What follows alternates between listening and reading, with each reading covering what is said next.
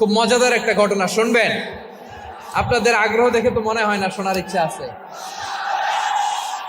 আছে আছে আমার ভাইয়েরা, বিশ্বনবীর বয়স তখন প্রায় 51 বছর। কত বছর? বিশ্বনবীর সবচেয়ে কাছের মানুষ খাদিজা রাদিয়াল্লাহু তাআলা আনহা ইন্তেকাল করেছেন। বিশ্বনবী বড্ড কষ্ট পেলেন, হৃদয়টা ভেঙে খান খান। যিনি ঘরের ভেতরে বিশ্বনবীকে সান্ত্বনা দিতেন, ভালোবাসা দিতেন, বাইরে গেলে কুরাইশরা বকাঝকা করে, অত্যাচার করে, কিন্তু আম্মাজান খাদিজা রাদিয়াল্লাহু তাআলা আনহা ঘরটারে এমন শান্তির নীর বানায় রেখেছেন, এই ঘরের ভিতরে ঢুকলে বিশ্বনবীর কলিজাটা ঠান্ডা হয়ে যেত। এজন্য রব্বুল আলামিন বলেন, খাদিজা, ও আমার বান্দি খাদিজা, জান্নাতে এমন স্পেশাল একটা ঘর আমি তোমার জন্য রেডি করে রেখেছি। ওই ঘরের মধ্যে কোনো আওয়াজ নাই, ওই ঘরের মধ্যে কোনো নয়েজ নাই, ওই ঘরে কোনো বিশৃঙ্খলা নাই। কারণ মক্কার জমিনে আমার নবী কুরাইশদের বিশৃঙ্খলা, নয়েজ আর ঝামেলাগুলোকে উপেক্ষা করে যখন তোমার ঘরের ভিতরে ঢুকতো, ঘরটারে তুমি শান্তির নীর, ঠান্ডা, নীরব, নিস্তব্ধ, নিঝুম আর শান্তির নীর বানিয়ে রেখেছ। এজন্য জান্নাতে স্পেশাল একটা শান্তির নীর আমি তোমারে উপহার দেব। ওই প্রিয়তমা স্ত্রী খাদিজা ইন্তেকাল করলেন, বিশ্বনবীর হৃদয় ভেঙে খান খান। আবার ওনার চাচা আবু তালেব ইন্তেকাল করলেন, যিনি পলিটিক্যাল শেল্টার দিতেন নবীকে। কে দিতেন? আবু তালেবের ভয়ে, বিশ্বনবীর এই চাচার ভয়ে কোনো মুশরিক নবীর গায়ে হাত দেওয়ার সাহস পায় নাই।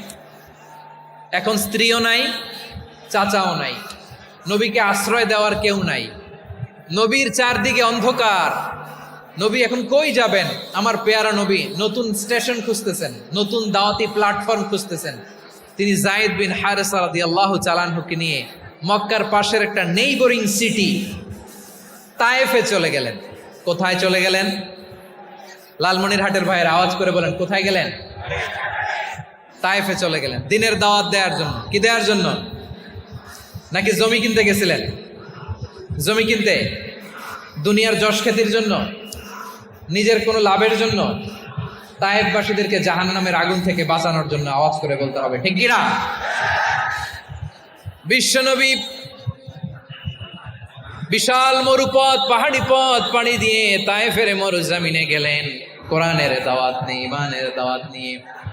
কিন্তু তায়েফের লোকেরা বিশ্বনবীর দাওয়াতকে শুধু প্রত্যাখ্যান করেই থামে নাই, তারা বিশ্বনবীর সাথে অত্যন্ত খারাপ আচরণ করেছে।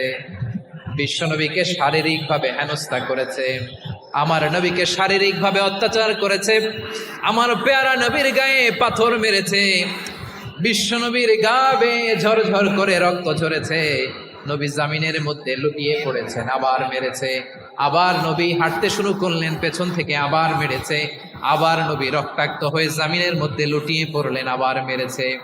বিশ্বনবীর মতো এত সুশ্রী মানব, বিশ্বনবীর মতো এত শুভ্র মানব, বিশ্বনবীর মতো এমন চমৎকার দেহাবয়ব দিয়ে রব্বুল আলামিন কাউকে বানান নাই। এরকম চমৎকার মানুষটাকে তারা তায়েফের ওই জমিনে রক্তাক্ত করেছে। বিশ্বনবী দুনিয়ার কোনো স্বার্থের জন্য সেখানে যান নাই, নিজের কোনো লাভের জন্য, প্রাপ্তির জন্য যান নাই, তায়েফবাসীদের জাহান্নামের আগুন থেকে বাঁচাতে গিয়েছেন। ঠিক কিনা বলেন? খেয়ে না খেয়ে দিন প্রচারের কাজে নিজেকে দিয়েছ বিলিয়ে, তায়েফের কাফিরেরা চিনল না সে আলো, দুষ্ট ছেলেদের পিছু দিল লেলিয়ে, পাথরের আঘাতে ক্ষত বিক্ষত হয়ে সারা শরীর থেকে রক্ত ঝরে। হে রাসূল তোমাকে ভুলি আমি কেমন করে, হে রাসূল তোমাকে ভুলি আমি কেমন করে। পারেন না আপনারা? ধরুন আমার সাথে, হাজার ব্যথা বেদনার পরে ফিরে আসনি তুমি আপন ঘরে, দিনের আলো তুমি ছড়িয়ে দিতে চলে গেলে মদিনায় মক্কা ছেড়ে। হে রাসূল তোমাকে ভুলি আমি কেমন করে, হে রাসূল তোমাকে বলি আমি কেমন করে, ঠিক কিনা বলে? প্রিয় ভাইরা, তায়েফের ছেলেরা নবীকে রক্তাক্ত করলো। আমার নবী কই যাবে? কই যাবে? মক্কায় জায়গা নাই, তায়েফে জায়গা নাই। তায়েফ থেকে ভারাক্রান্ত মন নিয়ে আমার নবী মক্কায় ফিরে আসলেন। বিশ্ব নবী মক্কায় ঢুকতে পারেন না। মক্কার মরুভূমির দিকে তাকিয়ে, উপত্যকার দিকে তাকিয়ে বিশ্বনবী ধা ধা করে কাঁদেন, ঝরঝর করে। নবীর চেহারা মোবারক থেকে চোখের পানিগুলো বেয়ে বেয়ে পড়ে। আমার জন্মস্থান, আমার শৈশব, কৈশোর, যৌবন কেটেছে এই মক্কায়। আমার এলাকায় আমি ঢুকতে পারি না। বিশ্বনবী মক্কার অনতি দূরে দাঁড়িয়ে জায়েদকে পাঠালেন, জায়েদ যাও, দেখো কেউ আমাকে সাপোর্ট করার মতো আছে কিনা, যাও অমুকের কাছে যাও। জায়েদ গেলেন, তারাও প্রত্যাখ্যান করে ফিরিয়ে দেয়। বিশ্বনবী বললেন যাও অমুক লোকের কাছে যাও, তিনিও প্রত্যাখ্যান করে ফিরিয়ে দিলেন। কেউ বিশ্বনবীকে আশ্রয় দিতে রাজি হয় না। নিজ জন্মভূমিতে বিতাড়িত বিশ্বনবী, সর্বশেষ বিশ্বনবী বললেন যাও মুতঈম ইবনে আদির ঘরে যাও। মুতঈম ইবনে আদি মুশরিক, তার কাছে যাও। গেলেন, মুতঈম ইবনে আদি রাজি হয়ে গেল। সুবহানাল্লাহ বলেন। দেখেন, অনেক বিপদের সময়ও আমি নিজে সাক্ষী, সামাজিকভাবে, রাজনৈতিকভাবে কত ঝঞ্ঝা, কত ষড়যন্ত্র, কত কনস্পাইরেসি পাড়ি দিয়ে আমাদেরকে সামনে এগিয়ে যেতে হয়। এই শত্রুদের ভেতরেও একজনকে দাঁড় করিয়ে দেয় যে আল্লাহর কোরআনের জন্য রেডি হয়ে যায়। করেন সুবহানাল্লাহ। মুতঈম ইবনে আদি, আল্লাহ তার মনকে নরম করে দিলেন। মুতঈম বলে, মুহাম্মদ আমি তোমাকে আশ্রয় দিব। তার দুই ছেলেকে পাঠালেন, যাও খোলা তলোয়ার নিয়ে, স্কট দিয়ে, গার্ড অফ অনার দিয়ে মোহাম্মদকে মক্কায় ঢুকাও, আর বলো আমি আমান দেব। আমান কি দিব? আমান মানে সিকিউরিটি, নিরাপত্তা। সিকিউরিটি ছাড়া, আমান দেওয়া ছাড়া কেউ থাকতে পারতো না মক্কায়। দুই ছেলে বিষ্ণু ইসা ইসলামকে নিয়ে আসলো। নবী কাবার চারদিকে তাওয়াফ করলেন, নামাজ পড়লেন। আবু জাহেল, উতবা, শাইবা, ওয়ালিদ ইবনে মুগীরা সবাই দেখে, কেউ কিছু করতে পারে না। কারণ মুতঈম ইবনে আদি ঘোষণা দিয়েছেন, আমি মুহাম্মদকে আমান দিয়েছি, মুহাম্মদের গায়ে যেন কেউ স্পর্শ না করে। আওয়াজ করে পড়েন সুবহানাল্লাহ। নবীর এই বিপদকালে মুহূর্তে মুতঈমের হৃদয়টারে নরম করে দিল কে? হাটের ভাইয়েরা বলেন, এই মুতঈম কি মুসলিম ছিল না মুশরিক? সবাই বলতে হবে, মুসলিম না মুশরিক? তাহলে মুশরিকের কাছ থেকে নবী পলিটিক্যাল অ্যাসাইলাম, আধুনিক রাষ্ট্রবিজ্ঞানের ভাষায় পলিটিক্যাল অ্যাসাইলাম যেটাকে বলে, রাজনৈতিক আশ্রয়, ওনার আমান বা নিরাপত্তার এই ঘোষণায় তিনি মক্কায় ঢুকলেন। যতদিন নিরাপত্তা ছিল ছিলেন। মুতঈম যখন মারা গেল, বিষ্ণু ইসলাম হিজরত করে মদিনায় চলে গেলেন। সুবহানাল্লাহ। কিন্তু মুতঈম যে বিশ্বনবীর উপকার করছে এটা বিশ্বনবী ভুলে নাই। আমাদের অনেকে আছে উপকার করার পরে আর খেয়াল থাকে না, খাওয়ার পরে গলা দিয়ে নামলে আর খেয়াল থাকে না। এরকম আসারা নাই? আমার নবী ভুলে নাই। বদরের প্রান্তরে 70 জন কাফেরকে যখন বন্দি করে বিশ্বনবীর সামনে হাঁটু গেড়ে দাঁড় করানো হলো, বসানো হলো। 70 জন কাফের। কয়জন? বিশ্বনবী তাদের দিকে তাকিয়ে বললেন, সহিহ বুখারীর বর্ণনা, লাউ কানাল মুতঈম ইবনে আদি হাইয়ান সুম্মা কাল্লামানি হাউলাইন নাতনা লা তারাকতুহুম লাহু। বদরের প্রান্তরে 70 জন বন্দী কাফিরের দিকে তাকিয়ে আমার নবী বললেন, আজকে মুতঈম ইবনে আদি যদি বেঁচে থাকতো আর তোমাদের 70 জনের ব্যাপারে যদি মুতঈম এক বাক্যে একটা সুপারিশ করত, তার সম্মানে আজকে তোদের সবাই আমি মাফ করে দিতাম। নবী চাইলে এখনই এক্সিকিউশন অর্ডার দিতে পারে। তিনি বললেন, আজকে যদি মুতঈম বেঁচে থাকতো আর মুতঈম যদি তোদের জন্য সুপারিশ করতে, এই আবর্জনাগুলোর ব্যাপারে সুপারিশ করতে, আমি মুহূর্তেই তোদেরকে এমনি মাফ করে দিতাম। এবার বলেন, ইসলাম কি ন্যারো মাইন্ডেড না ব্রড মাইন্ডেড? শুধু তাই নয়, যাকে যে সম্মান দেয়ার আমার নবী দিতেন, হোক আস্তিক হোক নাস্তিক, হোক মুসলিম হোক অমুসলিম। বিষ্ণু ইসলাম যখন রোমান সম্রাটের কাছে চিঠি লিখেছেন, আমার প্রিয় লালমনিরহাটের ভাইরা, অল্প কয়েক মিনিট কয়েকটা জরুরি কথা বলবো। এদিকে তাকান, এদিকে তাকান। রোমান সম্রাটের কাছে বিশ্বনবী যখন চিঠি লিখলেন মিন মুহাম্মদ রাসূলিল্লাহ ইলা হিরাকলা আযীমির রোম। মুহাম্মদের পক্ষ থেকে হিরাক্লিয়াসের কাছে, যিনি হচ্ছেন আযীমির রোম। এটা নবী নিজ থেকে বানায় লিখছেন, অতিরিক্ত সম্মান দিয়ে। কোন রাষ্ট্রপ্রধান যখন আসে তাদেরকে আমরা কি বলি জানেন? তার নামের শেষে HE, এটা লিখতে হয় H.E. মানে হিজ এক্সেলেন্সি। কি লেখে? হিজ এক্সেলেন্টি অথবা ইউর হাইনেস, ইউর ম্যাজেস্টি। দেখেন, বিশ্বনবী সাল্লাল্লাহু আলাইহি ওয়াসাল্লাম সব নবীদেরও নবী।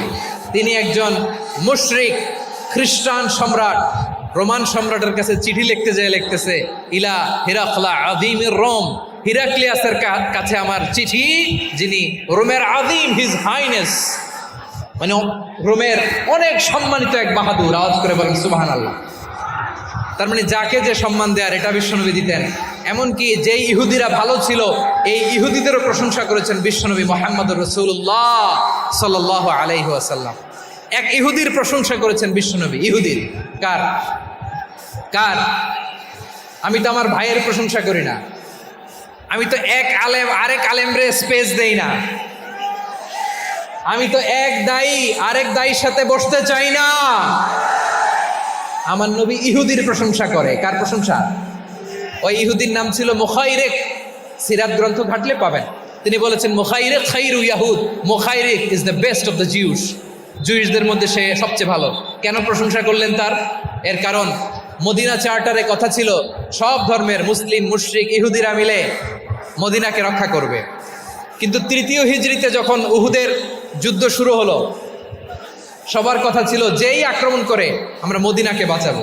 কোন শহরকে বাঁচাবো? মদিনাকে। কিন্তু কুরাইশরা যখন অ্যাটাক করলো, ইহুদিরা আর আসে না, ইহুদিরা আর বেরোয় না। বিষ্ণু বললেন, ওহে ইহুদিরা, তোমরা না চুক্তি করলে আমার সাথে যে মদিনা বাঁচাতে সবাই ঝাঁপিয়ে পড়বো, আসো। একটা ইহুদিও বেরোয় না, কেউ আসে না সেদিন, একজন ছাড়া। তার নাম মুখাইরেক। তার নাম কি? মুখাইরেক বাহাদুরের মতো ঘোড়সাওয়ার হয়ে বেরিয়ে গেলেন এবং বললেন, গোটা ইহুদি সাম্রাজ্যের একজনও যদি না আসে, আমি মুখাইরেককে কেউ ঘরে আটকে রাখতে পারবে না। বেরিয়ে আসলেন, এসে বললেন, আমি মুহাম্মদের পক্ষে যুদ্ধ করব। আমি মারা গেলে আমার সম্পদ আমার উত্তরাধিকারীরা পাবে না, আমার সম্পদ তোমরা মুহাম্মদকে দিয়ে দিবা। সুবহানাল্লাহ বলেন। উহুদের ময়দানে 70 জন মুসলমান শহীদ হলো। এই ইহুদি, সেও মুসলমানের পক্ষে যুদ্ধ করে নিহত হলো। সুবহানাল্লাহ বলেন। মুসলিমদের লাশ যখন নিয়ে আসা হলো, এই মুখাইরিকের লাশও নিয়ে আসা হলো। মুসলিমদের লাশের পাশে মুখাইরিকের লাশ দেখে বিশ্বনবী মুখাইরিকের প্রতি অনেক খুশি হলেন। আর বিশ্বনবী খুশি হয়ে বললেন, মুখাইরিক খায়রু ইয়াহুদ, মুখাইরিক যদিও তুমি ইহুদি, তারপরে তুমি সব ইহুদিদের মধ্যে সেরা ইহুদি। পড়েন সুবহানাল্লাহ। আমার নবী ইহুদিকেও সম্মান দিতে কার্পণ্য করে নাই। আওয়াজ করে বলেন আল্লাহু আকবার। প্রিয় ভাইরা, এবার সর্বশেষ আওয়াজ করে বলেন, ইসলাম কি ন্যারো মাইন্ডেড নাকি ব্রড মাইন্ডেড? সবাই বলেন, ন্যারো মাইন্ডেড না ব্রড মাইন্ডেড? এজন্য অমুসলিম হইলেই তারা আমাদের শত্রু নয়। শত্রু কারা? এই লালমনিরহাটের ভাইয়েরা শোনেন, শত্রু কারা? যে সমস্ত অমুসলিম আমাদেরকে নিশ্চিহ্ন করে দিতে চায়, যে সমস্ত অমুসলিম আমাদের ভূখণ্ড থেকে আমাদেরকে তাড়িয়ে দিতে চায়, যে সমস্ত অমুসলিম আমার ধর্ম নিয়ে তুচ্ছ-তাচ্ছিল্য করে চিল্লায় বলেন ঠিক কিনা, তারা আমাদের শত্রু। সাধারণ অমুসলিমরা আমার শত্রু নয়। এই যে হিন্দুরা থাকে, এরা আমার ভাই, বৌদ্ধরা আমার ভাই, খ্রিস্টানরা আমার ভাই, ইহুদিরা আমার ভাই। তারা দিনই ভাই নয়, তারা মায়ের পেটের ভাই নয়, তারা মানবিক দিক থেকে ভাই। ও মানুষ, আমিও মানুষ। ইসলাম মানুষকে সম্মান করে, চিল্লায় বলো ঠিক কিনা। যারা আমাদের অস্তিত্বকে নিশ্চিহ্ন করতে চায়, যারা আমাদের ভূখণ্ডকে দখল করতে চায়, যারা আমাদেরকে নিয়ে মকারি করে, ফান করে, টিটকারি করে, আমার ধর্ম নিয়ে খেলা করে, তাচ্ছিল্য করে, ওদের বিরুদ্ধে আমাদের জিহাদ। সাধারণ মুসলিম আমাদের শত্রু নয়। আপনি জানেন নিউ ইয়র্কে, আমি তো নিউ ইয়র্কে ছিলাম অনেকদিন, ওখানে ফিলিস্তিনিদের পক্ষে যখন আমরা মিছিল করেছি, অনেক ইহুদি আমাদের সাথে মিছিলে দাঁড়িয়েছে। কারণ ওরাও জানে এই ভূখণ্ড ফিলিস্তিনিদের ভূখণ্ড। আওয়াজ করে বলো লালমনিরহাট ঠিক কিনা। ইসরায়েলের রাজধানী খোদ তেল আবিবে অনেক ইহুদিরা বেঞ্জামিন নেতানিয়াহু তার বিরুদ্ধে মিছিল করেছে। তো তারা কি আমাদের শত্রু? না। অনেক খ্রিস্টান আমাদের সাথে আমাদের স্বার্থ রক্ষায় আমাদের পাশে দাঁড়িয়েছে। খেয়াল রাখবেন, হিন্দু আর হিন্দুত্ববাদ এক নয়, ইহুদি ধর্ম আর জায়নিজম এক নয়। জায়নিজমের বিরুদ্ধে আমাদের সংগ্রাম, আমাদের জেহাদ, চিল্লায় বলেন ঠিক কিনা? এই যে ফিলিস্তিনের ভাইরা, তারা তাদের স্বাধীনতা সংগ্রামের জন্য লড়াই করছে, করে যাচ্ছে, আমরা এটাকে সমর্থন জানাই, চিল্লায় বলো ঠিক কিনা? কাশ্মীরের ভাইরা স্বাধীনতার জন্য সংগ্রাম করছে, আমরা সেই সংগ্রামকে সমর্থন জানাই, আওয়াজ করে বলো ঠিক কিনা? যারাই আমাদের ইসলামকে নিশ্চিহ্ন করতে চায় তাদের বিরুদ্ধে আমাদের সংগ্রাম, আওয়াজ করে বলতে হবে ঠিক কিনা? ওই সমস্ত দুর্বৃত্তদের সাথে আমাদের কোনো সম্পর্ক নাই। আমরা যদি ঐক্যবদ্ধ থাকতে পারি, ওই দুর্বৃত্তরা চান্স পাবে না। আমরা ঐক্যবদ্ধ থাকতে রাজি আছি।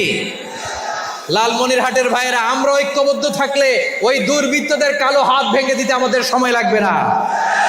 তাদের কালো হাত ভেঙে দিতে রাজি আছে মুসলমান? কারা কারা রাজি? দু হাত তুলে দেখাও।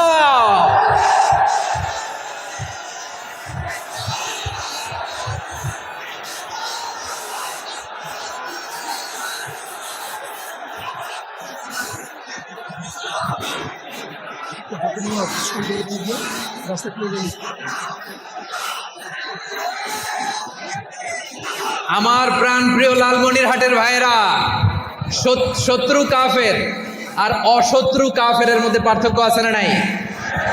আবু তালেব মুশরিক, আবু জাহেল মুশরিক, কিন্তু দুই মুশরিকে পার্থক্য আছে না নাই?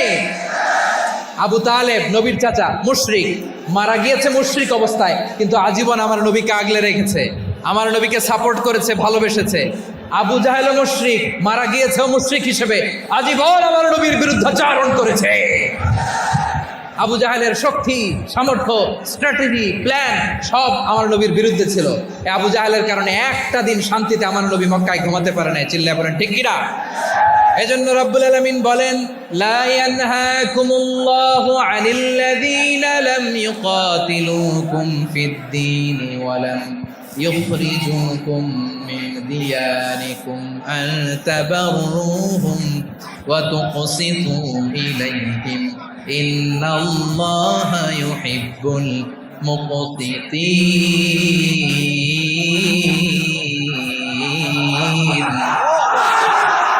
আল্লাহ বলে, গোলামেরা শোনো শোনো, যে সমস্ত অমুসলিম তোমাদের সাথে ধর্মযুদ্ধে লিপ্ত হয় না, তোমাদের বিরুদ্ধে যে সমস্ত অমুসলিম অস্ত্র ধরে না, যে সমস্ত অমুসলিম তোমাদেরকে তোমাদের জন্মস্থান থেকে, ভূখণ্ড থেকে তাড়িয়ে দেয় না, তাদের সাথে ভালো আচরণ করতে আমি আল্লাহ নিষেধ করি নাই। তাদের সাথে সদাচরণে কোনো নিষেধাজ্ঞা নাই, বরং তাদের সাথে সদাচরণ করো, এটাই আমি আল্লাহ চাই। তাহলে আমার যে অমুসলিমরা আমাদের সাথে শত্রুতা করে না, তুচ্ছতাচ্ছিল্য করে না, আমাদের ভূমি থেকে আমাদেরকে উচ্ছেদ করতে চায় না, আমাদের বিরুদ্ধে অস্ত্র ধরে না, ওই অমুসলিম ভাইদের সাথে আমাদের কোনো দ্বন্দ্ব আছে? কোনো বিরোধ আছে? বরং আছে ভালোবাসা। বরং আছে কি? এই ভালোবাসা দিয়ে আমরা বিশ্ব জয় করব। রাজি আছে মুসলমান? আমাদের পুঁজি ভালোবাসা। আমাদের পুঁজি কি? এবার আওয়াজ করে বলেন, আমার এই পুরো আলোচনা থেকে the religious coexistence, peaceful coexistence, শান্তিপূর্ণ সহাবস্থান, কমিউনাল হারমোনি, এই সাম্প্রদায়িক সম্প্রীতি, এই আলোচনা থেকে কি বুঝলেন? ইসলাম কি ন্যারো মাইন্ডেড না ব্রড মাইন্ডেড? এই ব্রড মাইন্ডেড হৃদয় নিয়ে, ভালোবাসা দিয়ে আমরা বিশ্ব জয় করতে চাই। রাজি আছেন? আল্লাহ কবুল করুক, আমরা সবাই পড়ি আমিন। লালমনিরহাটের জেলা স্টেডিয়ামে আমার প্রিয় মায়েরা, বোনেরা, আপনাদের জন্য একটা হাদিস বলে শেষ করব। বিশ্বনবী বলেন, আমার মায়েরা খেয়াল করে শুনুন, বিশ্বনবী আপনাদের উদ্দেশ্য করে বলেন, আল মারআতু ইযা সাল্লাত খামসাহা ওয়া সামাত শাহরাহা হাফিজাত ফুরুজাহা আতাআত বা'লাহা ফালতাদখুল মিন আইয়ি আবওয়াবিল জান্নাতি শাআত। বিশ্বনবী বলেন, ও রমণীরা, ও নারীরা, যে সমস্ত নারী এই চারটা কাজ করবে, এই চারটা কাজের গ্যারান্টি দিবে, তাদেরকে জান্নাতের 8টা দরজার গ্যারান্টি দেয়া হবে। কি চারটা কাজ? 1 নাম্বার, আল মারআতু ইযা সাল্লাত খামসাহা, যে নারী 5 ওয়াক্ত নামাজ পড়ে। কি করে? জেলা স্টেডিয়ামে অবস্থানরত আমার নারীরা, বোনেরা, বিশ্বনবী আপনাদেরকে 4টা কাজের কথা বলেছেন, খুব বেশি না। 4টা করলে 8 জান্নাতের দরজা সব খোলা। কোনটা দিয়ে যাবেন? যেটা দিয়ে মনে চায়। 1 নাম্বার 5 ওয়াক্ত নামাজ। আমার বোনেরা জোহরের নামাজ পড়তে পড়তে এটা আসরে নিয়ে যায়, আসর পড়তে পড়তে এটা মাগরিবে নিয়ে যায়, এরকম আসরা নাই? লালমনিরহাটে হয়তো নাই। আমার বোনেরা এটা করবেন না। ইন্নাস সালাতা কানাত আলাল মুমিনিনা কিতাবাম মাওকুতা, সময় মতো পড়বেন। সামাত শাহরা, রমাদানের রোজাগুলো রাখবেন। হাফিজাত ফুরুজাহা, যে নারী তার চরিত্রকে হেফাজত করে, তার প্রাইভেট হেফাজত করে, তার লজ্জাস্থান হেফাজত করে। ও মায়েরা, আপনার এই গর্ভ যে কত দামি আপনি জানেন না। আপনার এই গর্ভ থেকে জন্মাবে আগামীর সালাহুদ্দিন আল আইয়ুবী। আপনার গর্ভ থেকেই জন্মাবে ইমাম আল মাহদি আল মুনতাদা।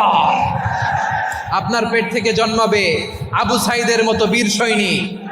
আপনার পেট থেকে জন্মাবে মুগ্ধের মতো বীর মুজাহিদ। আপনি জানেন না কে আসবে আপনার পেট থেকে। সময়টাকে কাজে লাগান, ইসলামকে বোঝেন, মানেন, আমাদের ইসলামিক লেকচারগুলো শোনেন। আমরা যে বার্তাগুলো, ইনস্ট্রাকশনগুলো, দিক নির্দেশনাগুলো আপনাদের খেদমতে রাখি, এগুলো মেনে